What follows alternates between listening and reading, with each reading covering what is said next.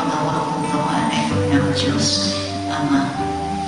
That is why we have the Joseph added for year 2009. If only one person is turning to the Father, still can. I believe, let us put ourselves in the presence of God.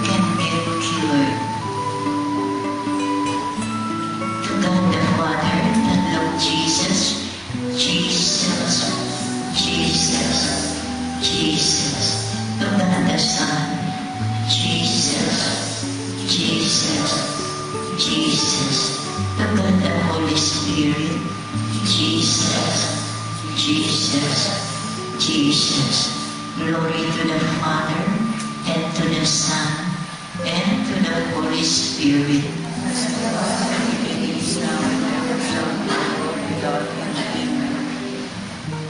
Year 2009,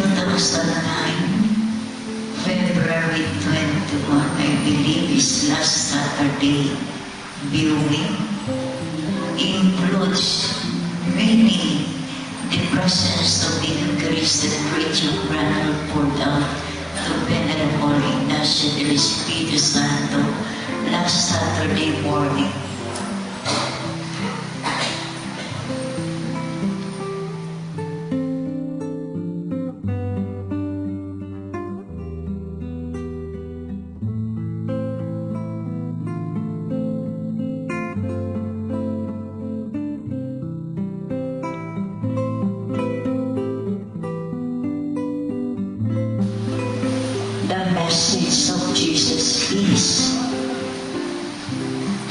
I am sacramentally alive. In quiet, tell the sick to kneel down, to think of their ailments from head to foot, saying that thank Jesus. Magtanda ng krus ipadating sa puso. In the name of the Father, and of the Son, and of the Holy Spirit. Amen. Taiting po, sampung Jesus, isipin ang karamdaman. Jesus, Jesus, Jesus, Jesus, Jesus, Jesus, Jesus, Jesus, Jesus, Jesus. Magpakumbaba is the Lord. The Lord says, my power is on the floor.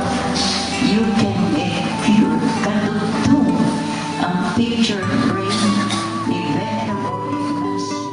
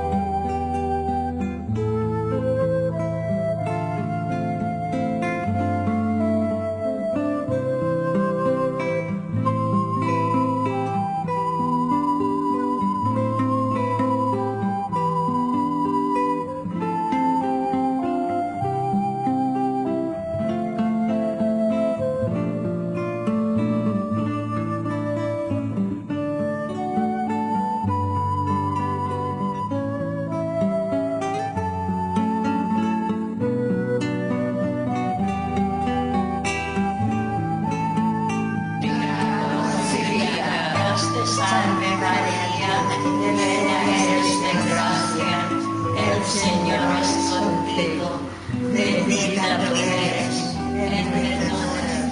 Ave María Purísima, sin pecado concebida, Dios te salve María, llena eres de gracia, el Señor es contigo, bendita tú eres entre todas las mujeres, y bendito es el fruto de tu vientre Jesús. Santa María, Madre de Dios, ruega por nosotros pecadores, ahora y en la hora de nuestra muerte. Amén, Jesús.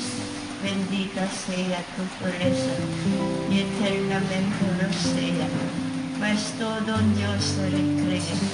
En tan graciosa belleza, a ti celestial princesa, Virgen Sagrada María, te ofrezco desde día, alma y vida, oh corazón, mírame con compasión, no me dejes, Madre mía. Amén, Jesús. Jesús, Jesús. Espiritu Santo. May mensahe ako, Emmanuel. Pag dinadalaw natin ang frame ni Mother Ignacia o dinadalaw natin ang kanyang statue, focus daw ang ating mata sa ibabaw ng ulo.